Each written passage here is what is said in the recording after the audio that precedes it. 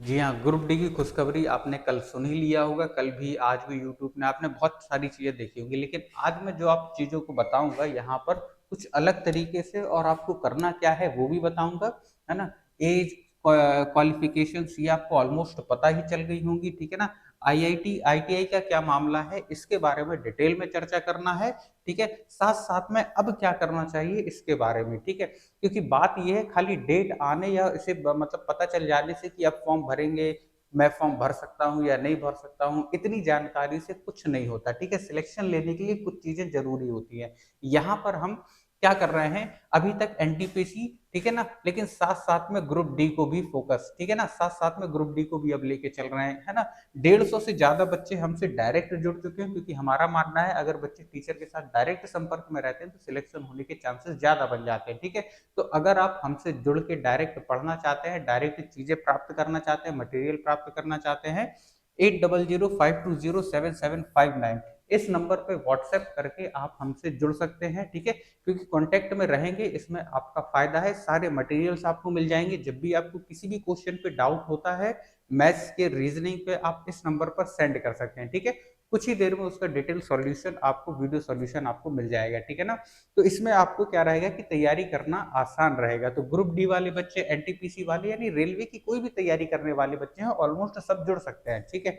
चाहे उन्हें इस साल पेपर देना हो या अगले साल देना हो, उसमें कोई फ़र्क नहीं पड़ता है, ठीक है ना?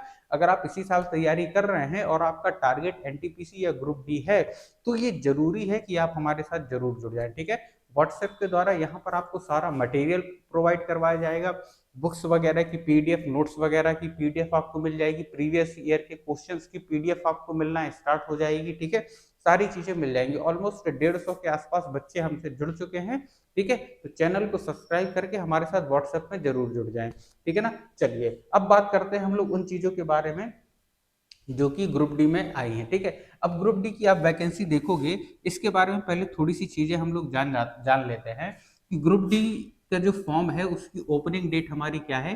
23 जनवरी, ठीक है ना? 23 जनवरी 2025 इसकी ओपनिंग डेट है, ठीक है? तो 23 जनवरी से फॉर्म भरना चालू हो जाएँगे, कब तक भरे जाएँगे? है ना? 22 फरवरी तक फॉर्म इसके भरे जाएँगे, ठीक है? यानी ऑलमोस्ट 1 महीना फॉर्म इसके भरे जाएँगे, ठीक है? अब यहाँ पर आप देखोगे ऐज रिलैक्सेशन। ऐज रिलैक्सेशन में क्या है? जनरल ऑलमोस्ट 36 है हमारा, ओबीसी 39 और एससी एसटी का 41 तक जाता है। ये हमारा एज रिलैक्सेशन है और ये हमारा जुलाई 2025 से होना चाहिए, ठीक है ना? 1 जुलाई 2025 जो एज रिलैक्सेशन है ना? जो एज रिलैक्सेशन है ये कब से काउंट होगा आपका? 1 जुलाई 2025, ठीक है ना? तो 1 जुलाई 2025 से आपका एज रिलैक्सेशन काउंट होगा, ये आपको ध्यान रखना है, ठीक है? कि जब आप 18 प्लस हो जाएंगे, कब से? 1 जुलाई 2025, ठीक है? तो यहाँ पे आपको ध्यान रखना है, ठीक है ना?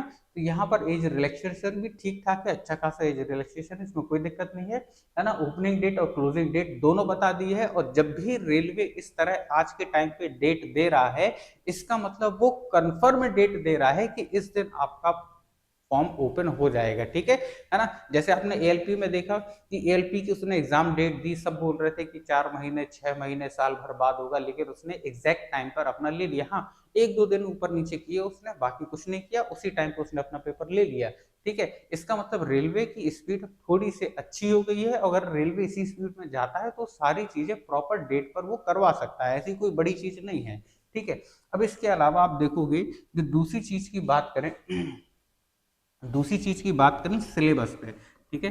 सिलेबस पे बात करते हैं अपन। सिलेबस की अगर बात करोगे तो आपको साइंस, मैथ, रीजनिंग और जीके तीन कैटेगरी में सिलेबस देखने को मिलेगा, चार कैटेगरी में। पहले में साइंस आपके 25 नंबर के आपके साइंस के क्वेश्चन होंगे, है ना? अभी तक ऐसा नहीं होता था। इस बार क्या है कि साइंस और जीके या फिर करंट अफेयर दोनों को अलग लेके चलना है, ठीक है ना?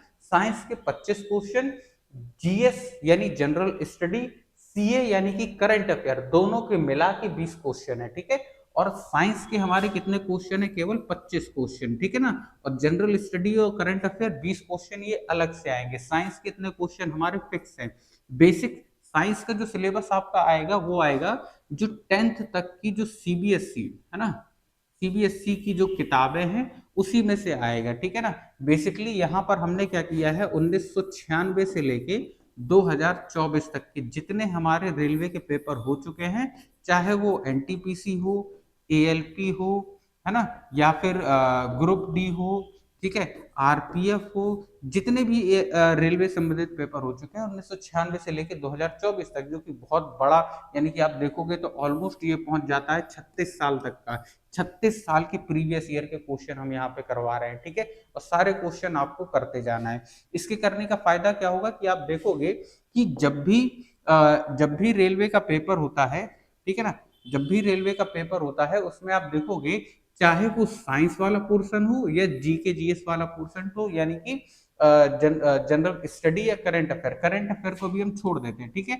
मान लीजिए 20 में से 10 क्वेश्चन करंट अफेयर अभी हम छोड़ देते हैं, ठीक है ना, अभी के लिए, ठीक है ना। तो जनरल स्टडी और साइंस, इनके क्वेश्चन आप जब भी देखोगे, किसी भी पेपर के देखोगे, यहाँ तक कि जो अभी हाल ही में एएलपी के पेपर हुए हैं, है ना, उसमें आप देखोगे 70%, 70 to 75% प्रीवियस ईयर ही आते हैं, है ना। इसका मतलब अगर आप, अच्छा, बच्चे प्रीवियस ईयर पढ़ते कितने साल के हैं, 4-5 साल के, 6 साल के ही पढ़ते हैं, ठीक है। मैं कहता हूं अगर 1996 से लेकर 2024 तक के सारे पेपरों के जीके लगा लो, है ना, तो साइंस में और जनरल स्टडीज में, यानी 25, और जनरल साइंस की यहाँ से मान लीजिए 10 नंबर, मान लीजिए जनरल स्टडीज के 10 नंबर, तो 25 + 10 35, है ना, और टोटल आपकी यानी कितने नंबर की, 45 नंबर की, ठीक है। तो जो साइंस है और जीएस है ये आपकी 45 नंबर की आनी है, ठीक है ना। और इसमें से 10 क्वेश्चन हमने मान लिए कि एग्जामिनर बिल्कुल ज्यादा एकदम बिल्कुल एकदम टॉप लेवल पे पगला गया था और इसने 10 करंट अफेयर के क्वेश्चन दे दिए, ठीक है ना। तो 10 करंट अफेयर के क्वेश्चन दे दिए, यानी क्वेश्चन बचे अपने पास 35, ठीक है। अब इस 35 में आप देखोगे कम से कम 75% क्वेश्चन आपके, है ना, यहाँ तक कि 80% क्वेश्चन आपके रिपीटेड पूछे जाते हैं, ठीक है, रिपीटेड, एकदम बिल्कुल रिपीटेड पूछे जाते हैं, ठीक है ना।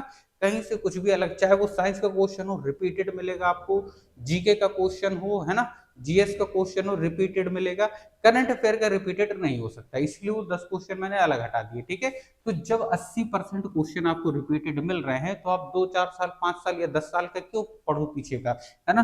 प्रीवियस ईयर 36 साल के पढ़ो, यहाँ पर कोई नहीं पढ़ाएगा, यहाँ पर खाली मैं पढ़ा रहा हूँ, इतने पुराने पूरा, ठीक है। तो यहाँ पर आप देखोगे पूरा, तो जब आप इतना कर लोगे तो आपका ऑलमोस्ट साइंस का या फिर जनरल स्टडीज का मतलब जो पोर्शन है वो सारा कुछ खत्म हो जाएगा, ठीक है। उसके बाद देखो, अगर आप बात करो, दूसरी चीज आ जाती है मैथ, ठीक है।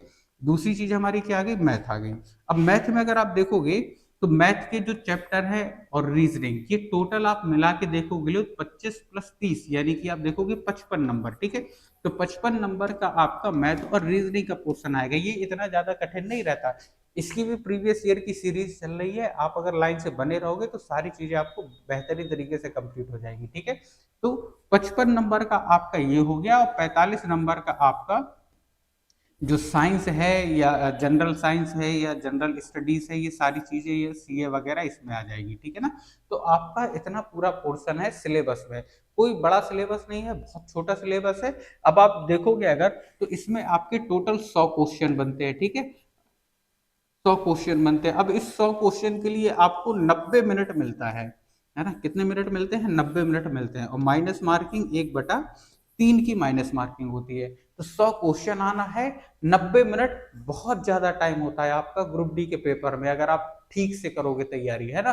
क्योंकि जो एसएससी का पेपर होता है उसमें चलो 100 क्वेश्चन 60 मिनट में लगाना है तो बात समझ में आती है, बच्चों को टाइम की कमी पड़ जाती है, लेकिन यहाँ पर ग्रुप डी के पेपर में बच्चे उबासियां लेने लगते हैं बहुत बार, क्योंकि 100 क्वेश्चन करना है, जिसमें से ऑलमोस्ट आप देखोगे 20 जीके के, यहाँ पर साइंस के 25, यहाँ पर रीजनिंग के 30, यहाँ पर केवल मैथ के 25 ही क्वेश्चन है बस, ठीक है ना। तो 25 25 दूनी 50, अगर 50 मिनट भी आपने केवल मैथ को दे दिए तो बाकी आपके पास 40 मिनट बचेंगे, ठीक है। तो 40 मिनट में क्या आप टिक लगाने वाले क्वेश्चन नहीं कर पाओगे, कि जीके के क्वेश्चन है उन्हें पढ़ना है, आ रहे हैं तो ठीक है, नहीं आ रहे तो स्किप कर देना है, छोड़ देना है, ठीक है। तो टाइम हमारे पास बहुत ज्यादा है, पर्याप्त है। गलती पर आपके 1/3 नंबर माइनस होंगे, है ना, पर क्वेश्चन पर 1/3 की माइनस मार्क, यानी 3 क्वेश्चन अगर आप गलत करोगे तो 1 नंबर आपका काट लिया जाएगा, ठीक है ना। इतना इसका हर बार का रहता है, ठीक है, इसमें कोई चीज नहीं है, ठीक है।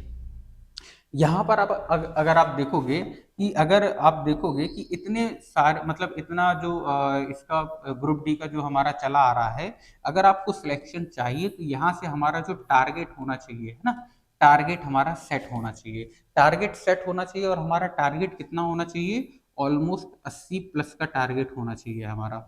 बात ठीक है ना, 80 प्लस के नीचे का टारगेट हमारा बिल्कुल नहीं होना चाहिए, 80 प्लस का ही टारगेट होना चाहिए। 80 से नीचे अगर आप करोगे तो बहुत जगह पर मेरिट 80 से कम जाएगी, 80 से ज्यादा जाएगी, ठीक है, वहां पर आप बाहर हो सकते हो। 80 से ज्यादा का टारगेट अगर आप अभी लेके चलोगे तो आपके नंबर 85 या 90 तक भी पहुंच सकते हैं, लेकिन मान लो उतना बहुत ज्यादा हो जाता है, लेकिन 80 तक आपको पहुंचना है ना, ये आपका एक फिक्स टारगेट होना चाहिए। और ये टारगेट खाली जनरल वालों के लिए नहीं है, ओबीसी के लिए भी है, एससी एसटी के लिए भी, ठीक है, क्योंकि कैटेगरी के वाइज अगर आप तैयारी कर रहे हो कि सर एससी एसटी की तो 50-55 जाएगी, हम उस हिसाब से अपना टारगेट रखेंगे, तो वो सबसे ज्यादा गलत बात होती है। मान लो वहां से मेरिट बढ़ गई फिर, या फिर फाइनल सिलेक्शन आते आते 10-15 नंबर मेरिट बढ़ जाती है कई बार, तो वहां बच्चे फिर बाहर हो जाते हैं, ठीक है ना। तो कोई भी बच्चा हो, आपको टारगेट ऊपर का ही सेट करके चलना है, तभी सिलेक्शन आसानी से होता है। अब उसके बाद देखो हम लोग बात करेंगे आखिरी बात, जो यहाँ पर मैंने आपको बताई थी, है ना, आईटीआई के बारे में, ठीक है, कि आईटीआई का क्या मामला चल रहा है, ठीक है ना। अब आईटीआई की बात यहाँ पर देखो कि आईटीआई आईटीआई जो आपकी रहेगी कि नहीं रहेगी, या रोक लग गई है कि नहीं लगी है, ठीक है। अब इसमें देखो ग्रुप डी का पेपर है, ग्रुप डी के पेपर को हम लोग बोलते हैं, या फिर रेलवे बोलता है लेवल 1, ठीक है, क्या बोलता है, लेवल 1 का पेपर, ठीक है। लेवल 1 का जो पेपर होता है, इसमें अगर आप देखोगे तो लेवल 1 के पेपर में जो आईटीआई है उसका कुछ खास रोल नहीं रहता है, यानी कि जो बच्चा बिना आईटीआई का है वो भी लेवल 1 में वर्क कर सकता है, जो बिना आईटीआई का है वो भी, है ना, कि जिसने आईटीआई कर रखी है वो भी इसमें आराम से काम कर सकता है, जिसने नहीं कर रखी वो भी कर सकता है, ठीक है ना। तो इसमें आईटीआई का कुछ खास रोल है नहीं है। लेकिन यहाँ पर आपको एक चीज ध्यान रखना है, गवर्नमेंट हो सकता है दो टाइप से पोस्ट निकाले, ठीक है, दो टाइप से पोस्ट निकाले। क्या पोस्ट निकालेगी वो, ऐसा मान के चलो आप कि उसने क्या कह दिया कि दो टाइप से पोस्ट कर दिया, कुछ पोस्टें आईटीआई वालों के लिए अलग से रिजर्व कर दी, ठीक है ना, और कुछ नॉन आईटीआई, ठीक है ना। इसके चांसेस आपके 90% है ना। और इस चीज पर आपको अभी फोकस बिल्कुल भी नहीं करना है, ये सब फर्जी है जो आपकी मतलब चल रही है चीजें, ठीक है ना। इस चीजों पर आपको बिल्कुल भी फोकस नहीं करना है, आपको केवल तैयारी पर फोकस करना है। जब गवर्नमेंट देगी, क्योंकि इस नोटिफिकेशन में आईटीआई होना चाहिए नहीं होना चाहिए गवर्नमेंट ने कुछ भी नहीं बताया है ना। तो इस चीज पर अपना दिमाग मत खर्च करो, केवल तैयारी में फोकस करो, ठीक है ना। यहाँ पर खाली आपको भ्रमित करने के लिए उल्टी सीधी चीजें, अब जिनने आईटीआई नहीं कर रखी उन्हें उनने देख लिया वीडियो की आईटीआई वाले ही डाल सकते हैं खाली, ठीक है। अब बेचारे परेशान घूम रहे हैं, 2 महीने 1 महीने वो पूरा परेशान घूमेंगे जब तक ग्रुप डी का नोटिफिकेशन नहीं आ जाएगा। तो जब तक ऑफिशियल नोटिफिकेशन नहीं आता तो ग्रुप जिनके पास आईटीआई है वो तो तैयारी करें ही करें, जिनके पास नहीं है वो भी तैयारी करें, क्योंकि गवर्नमेंट उन्हें छोड़ेगी नहीं, क्योंकि ग्रुप डी एक लेवल 1 की पोस्ट है, लेवल 1 की पोस्ट में उन्हें, अगर वो आईटीआई वालों को रख रहे हैं तो नॉन आईटीआई वालों को कंपलसरी है कि रखेंगे ही रखेंगे, ऐसा नहीं है कि दोनों को निकाल निकाल देंगे, ठीक है ना। तो यहाँ पर आपकी आईटीआई हो नहीं हो आपको तैयारी करना है, इस पर आपको बिल्कुल भी फोकस नहीं करना है कि गवर्नमेंट आईटीआई ले रही है या नहीं ले रही, ठीक है ना। तो जब तक गवर्नमेंट का ऑफिशियल लेटर नहीं आ जाता, या ऑफिशियली अनाउंसमेंट नहीं हो जाती, या फिर उनका नोटिफिकेशन नहीं आ जाता, तब तक आपको आईटीआई है नहीं है इससे कोई फर्क नहीं पड़ना चाहिए। और इस चीज के बारे में मैं भी आपको कुछ नहीं बताने वाला हूं, ठीक है। क्यों, क्योंकि इसका कोई भी मतलब नहीं है, कोई भी फायदा नहीं है, ठीक है। चलिए, तो उम्मीद करते हैं सारी चीजें सारी बातें आपको अच्छे से समझ में आ गई होंगी। लेकिन अगर आप अच्छे से सीरियसली तैयारी करना चाहते हैं तो व्हाट्सएप के द्वारा हमारे साथ जरूर जुड़ जाओ, ठीक है ना। ये नंबर है, इस नंबर पे आप मैसेज कर सकते हो, जो आपको जरूरत हो, जो आपकी नीड हो, है ना। आपको जो मैथ में दिक्कत हो उसके लिए आप मैसेज कर सकते हो, या मैसेज करके आप जुड़ सकते हो हमसे, है ना। जब आप जुड़ जाते हो तो उसके बाद आपको मटेरियल्स वगैरह मिलने चालू हो जाएंगे, आपको वीडियोस वगैरह मिलना चालू हो जाएंगी, आपको कोर्सेज की डिटेल वगैरह, या फिर, है ना। और इसमें कोई भी चार्जेस वगैरह कुछ नहीं है, सब आपके लिए फ्री है, ठीक है ना। इसमें कुछ भी आप मतलब आपको 1 रुपए भी देने की जरूरत नहीं है, सारी चीजें आपको फ्री मिलेंगी, ठीक है। इसमें वीडियोस भी आपको फ्री मिलेंगे, लेक्चर भी आपको फ्री मिलेंगे, साथ साथ में जो मटेरियल है, स्टडी मटेरियल है, प्रीवियस ईयर के क्वेश्चंस, ठीक है ना, चैप्टर वाइज, सेट वाइज हर एक चीज आपको मिलेगी, और लास्ट टाइम पर प्रैक्टिस सेट भी इसमें आपको फ्री में करवाए जाएंगे। ठीक है, तो आप व्हाट्सएप के थ्रू जुड़ सकते हो, चैनल को सब्सक्राइब कर लो, व्हाट्सएप के साथ जरूर जुड़े आओ। ठीक है, चलिए मिलते हैं, बढ़िया से तैयारी करते रहिए बिना टेंशन के। चलिए मिलते हैं, धन्यवाद।